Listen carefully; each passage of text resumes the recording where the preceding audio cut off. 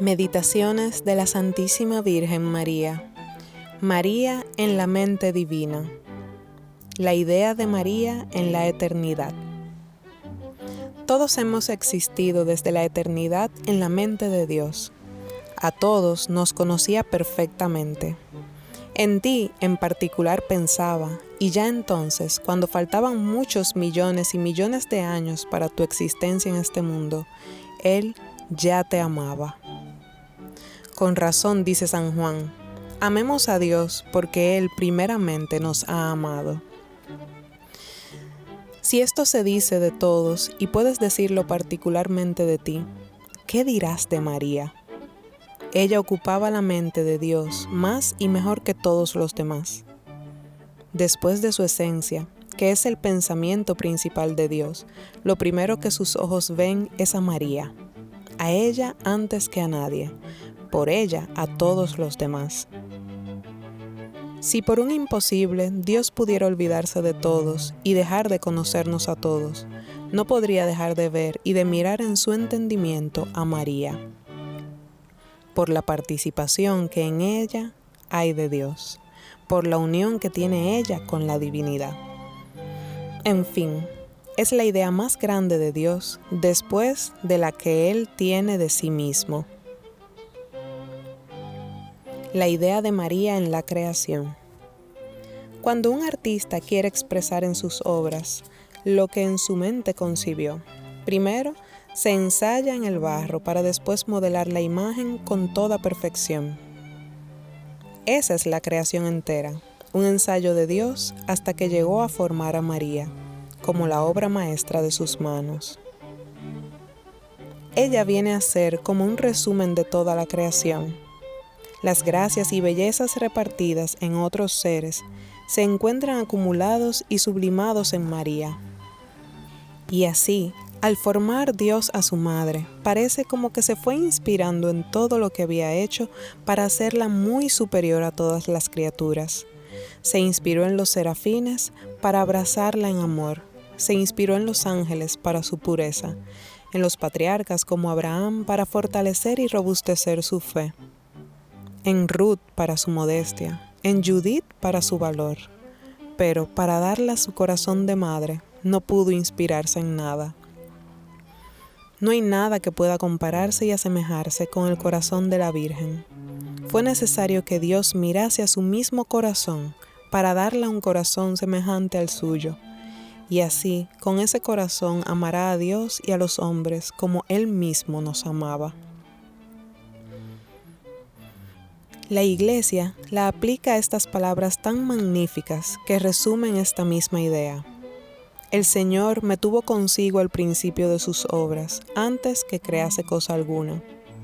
Aún no existían los abismos, ni habían brotado las fuentes de las aguas. Aún no se habían asentado en sus bases los montes, ni los ríos, ni había hecho la redondez de la tierra. Cuando Él preparaba los cielos, estaba yo ya presente. Cuando ponía leyes a los astros y a los mares, con Él estaba yo, concertándolo todo, y eran mis delicias regocijarme continuamente en su presencia. Por eso, puedes ver a María siempre que mires a los seres de la creación. El azul del cielo te recordará su manto, las estrellas, la orla que la adornan, el sol, su luz sin sombras ni manchas, la luna, su plácida hermosura, el mar, la inmensidad de su gracia, las flores, su belleza y aroma incomparable, y así puedes ir discurriendo y como verdadero enamorado ver en todo la imagen de María, como ella lo es de Dios. La idea de María en ti. Dios ha querido que tú también la imites en esto. Él desea que esa idea sea también la idea central de tu entendimiento y la que dé calor y movimiento a la vida de tu alma. Ella fue predestinada antes que ninguna otra criatura a la gracia, a la gloria y a la dignidad incomparable de Madre de Dios.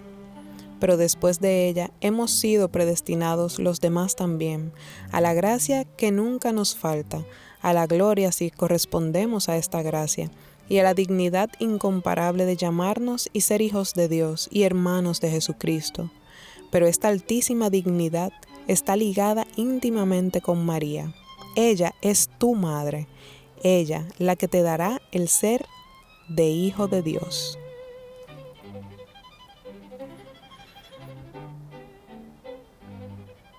Por tanto, toda tu dignidad y gloria ha de venir de Dios, pero por medio de María. ¿Comprendes ahora por qué el Señor quiere que sea ella la idea dominante de tu vida? Y es así en realidad. ¿Cómo cumples con este magnífico plan divino? ¿Procuras de veras que sea María la idea directriz y motriz de todos tus actos? ¿Realmente tratas de hacerlo todo pensando en ella, viéndola a ella en todo, procurando acomodarte a ella, siendo una imagen suya viva y perfecta, adquirida por el ejercicio de la imitación? Pide al Señor gracia y a María ayuda y protección para hacerlo así en adelante, pues siendo ella tu constante obsesión, no sabrás ni podrás nunca prescindir de ella, como es el deseo de Dios. Que no llegues en tu locura a estropear o inutilizar este plan de Dios por tu amor propio o por cualquiera otra pasión que te estorbe, para así ver y así conocer y así amar a tu madre. María en el Antiguo Testamento. Todo el Antiguo Testamento son profecías, símbolos y figuras. El objeto de ellas era el Mesías y junto con él su madre. Veamos algunas brevemente. La profecía es la palabra de Dios sobre una cosa futura. Solo Dios puede conocer con certeza el porvenir. La profecía es signo de la divinidad. La primera profecía sobre la Virgen la hizo directamente el mismo Dios en el paraíso. Una mujer quebrantará tu cabeza. Así dice la serpiente infernal. Penetra en la hermosura de estas palabras. ¡Qué bondad la de Dios! Castiga y a la vez perdona. En el mismo instante que nos condena a la muerte, nos profetiza un Mesías libertador y una mujer que pisoteará al demonio. Qué alegría pensar que el demonio ha de estar siempre a los pies de María. Qué seguridad saber que ni a ella ni a sus hijos podrá nunca dañar. Párate a dar gracias al Señor y enhorabuena a María por el triunfo y la gracia que con él nos mereció. Saca la conclusión de que cuanto más esté unida tu alma a María, más tendrás al demonio sujeto a tus pies. Qué rabia le dará el saber que una mujer, y por esa mujer todos los demás, han de quebrantar siempre su cabeza. Igualmente, se puede considerar la gran profecía de Isaías que siglos antes dijo de la vara de Yesé brotaría una flor sobre la cual descansaría el Señor. Jesús es el fruto bendito, María la blanca flor. En otra parte anuncia su virginidad.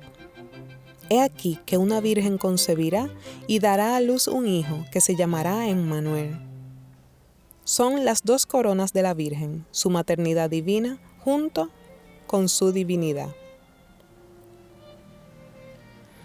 Así, podríamos recorrer otras muchas profecías, así libros enteros como los Salmos de David, el Cantar de los Cantares de Salomón, que encierran profecías magníficas de María, pues así multiplicó Dios sin cesar las profecías sobre ella, al igual que sobre su Hijo.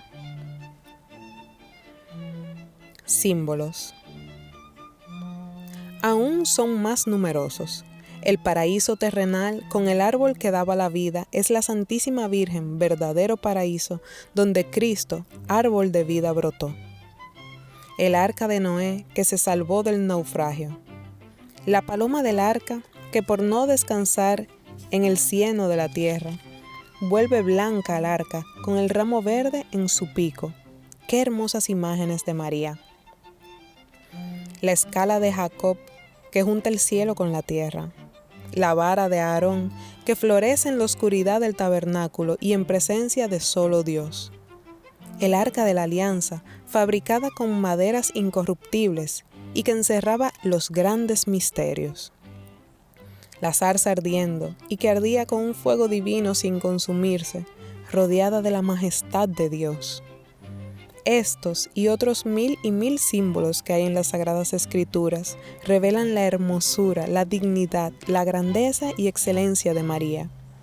No parece sino que Dios sacaba partido de todas las cosas para refrescar en los hombres la memoria de su madre y hacer que vivieran esperando en ella. Las figuras.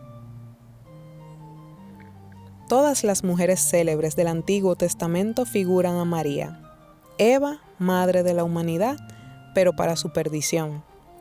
María será la verdadera madre para salvación nuestra. Abigail, que con su hermosura encanta y enamora a David. Es María enamorando al mismo Dios.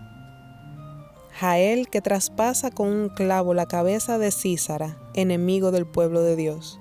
Es la Santísima Virgen aplastando la cabeza del demonio. Judith, matando a Holofernes y librando a su pueblo del tirano. Imagen es de María por la que todos nos libramos de Satanás.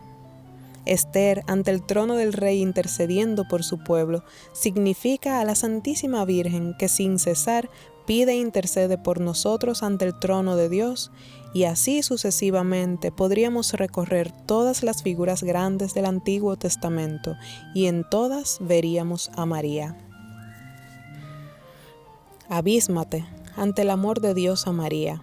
Mírale tan enamorado de ella que se complace en hablar incesantemente de ella en profecías, símbolos y figuras.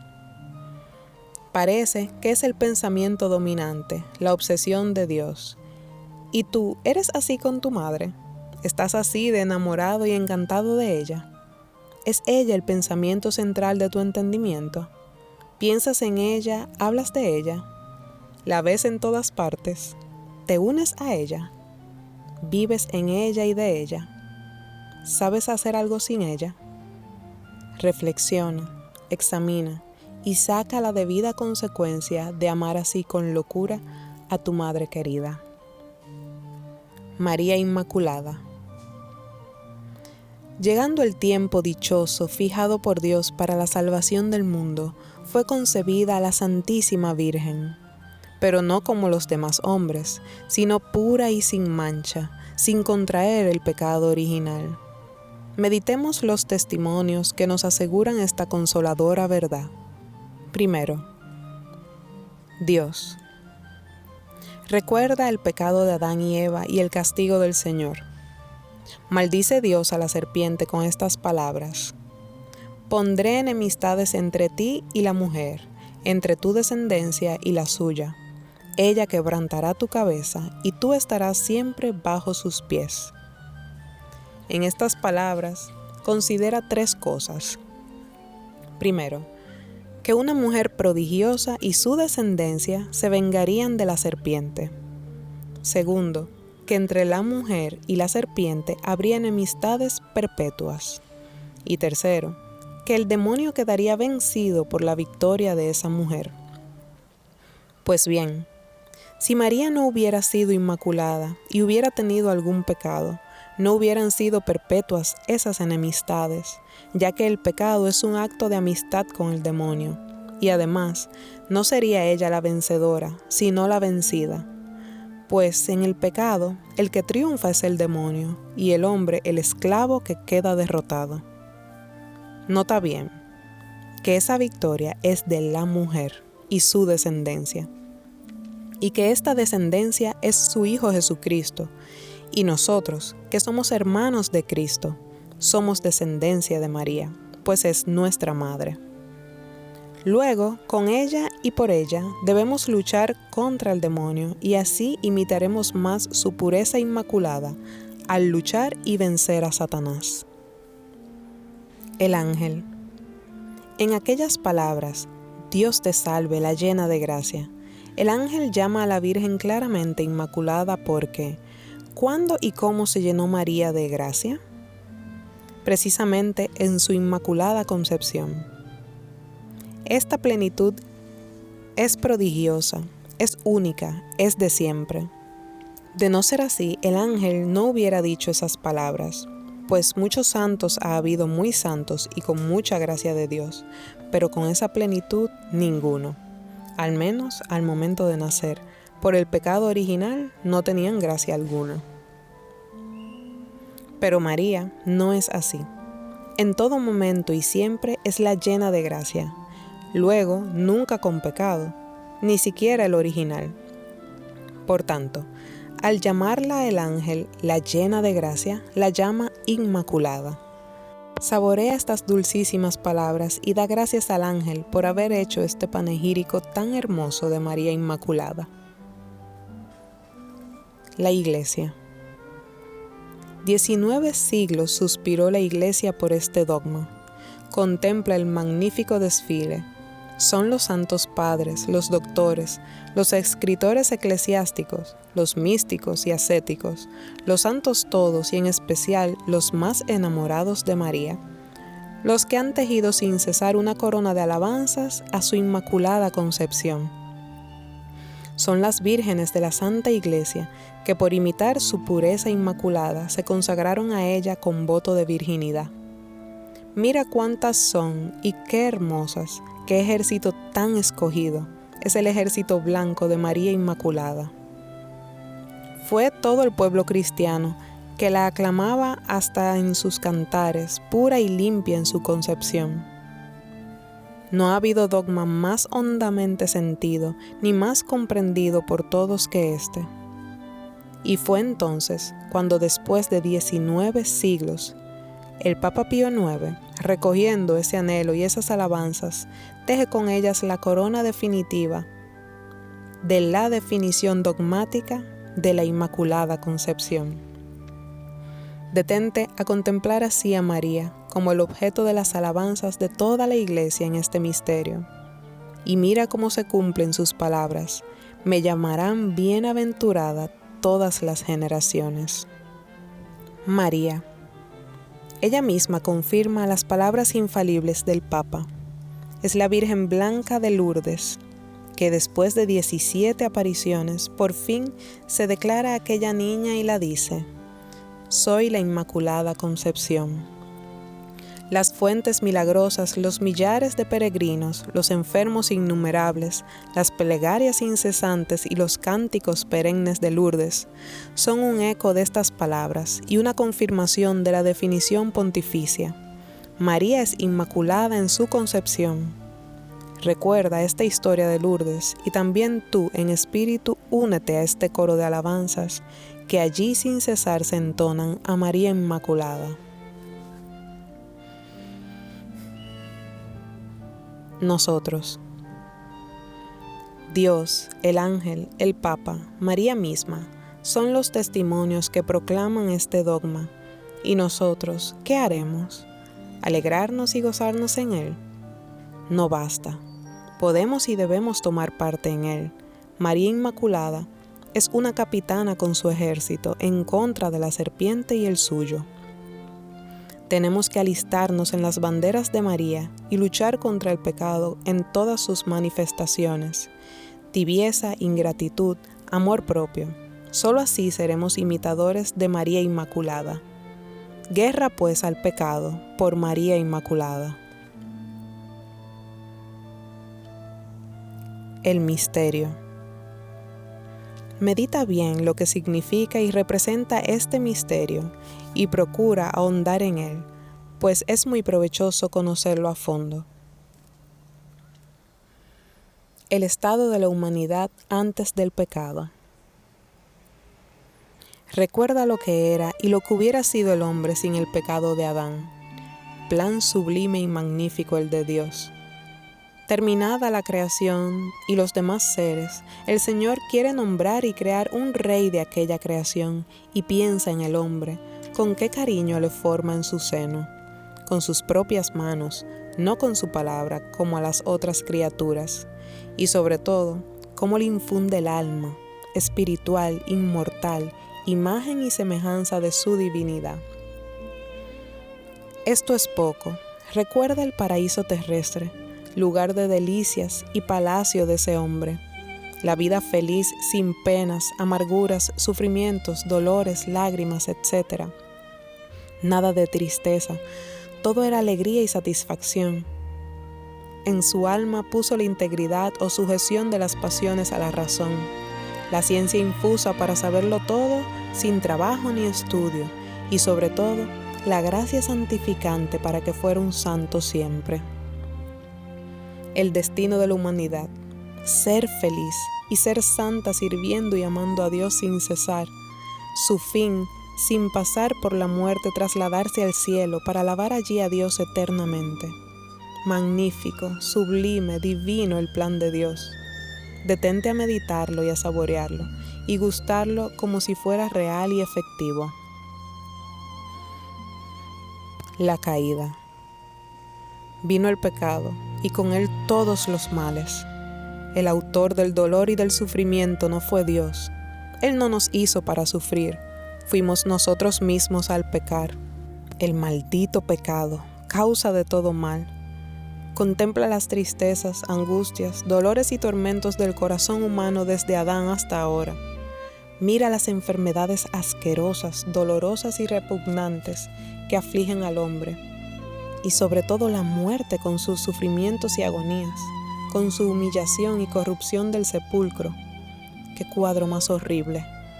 Todo por aquel pecado. Compara aquel plan felicísimo de Dios y este estado tan lastimoso del hombre. Ahora, pasiones brutales que nos asemejan a las bestias, pecados de todas las clases, aun los más bajos y degradantes, pérdida de la santidad, de la inmortalidad y de la vista de Dios, y más que nada, el infierno como término de esta vida tan triste. Pues el cielo se cerró con aquel pecado y ya nadie podía entrar en él. Medita bien esto y deduce de aquí lo que será el pecado cuando Dios justo así lo castiga. Universalidad de este pecado. Lo peor de este pecado es que fue universal para todo el género humano. Adán en el paraíso no era una persona particular, era la fuente de la vida que se había de propagar a todos los hombres. Representaba a la humanidad. Allí, en él, estábamos todos incluidos. Todo lo que Dios le dio no fue solo para él, sino también para los demás. Todos habíamos de ser iguales a él. Esto no es una injusticia ni una crueldad. Si un padre es inmensamente rico, ricos serán sus hijos. Pero si ese padre dilapida su hacienda y se queda sin nada, aunque no tengan culpa, sus hijos nacerán en la pobreza. Esto es natural. Así fue con nosotros. Nadie más rico que Adán. Nosotros también debíamos serlo. Así lo quiso Dios. Pero todo lo perdió él, y nacimos sus hijos desnudos en el cuerpo y en el alma. Qué pena. Pero es la verdad. María Inmaculada. Contempla ahora el alma de María al entrar en el mundo. También ella debía ser como nosotros y nacer como nosotros, pero Dios la exceptúa, y ella sola, la única, nace tal cual se formó en las manos del Señor, pura, limpia, sin mancha, inmaculada. Detente a admirar esta hermosura y a felicitar a María por ser inmaculada. Mira a los ángeles acompañándola con palmas y celebrando su entrada en este mundo, que no es una derrota como en nosotros, sino un triunfo sobre la serpiente. Canta con los ángeles alabanzas a María, al verla así tan hermosa aparecer en la tierra. No ha habido ni habrá flor más blanca que el alma de María en su concepción. Piensa además, cómo por no pecar, no debió sufrir, ni padecer, ni morir, pero Dios quiso que fuera así, para ser como su Hijo, que por amor se abrazó a la cruz. Esto es, en ella, el sufrimiento no fue como en nosotros por castigo, sino por amor a Dios, para ser como Jesús, y por amor a los hombres, para servirnos de consuelo. Dale gracias por ello, y anímate a sufrir como ella, y a amar la cruz también como ella. Ave María, gratia plena Dominus tecum, benedicta tui mulieribus et benedictus fructus ventris tui, Iesus. Sancta Maria, Mater Dei, ora pro nobis peccatoribus, nunc et in hora mortis nostre. Amén. Ecce ancilla Domini, he aquí la esclava del Señor.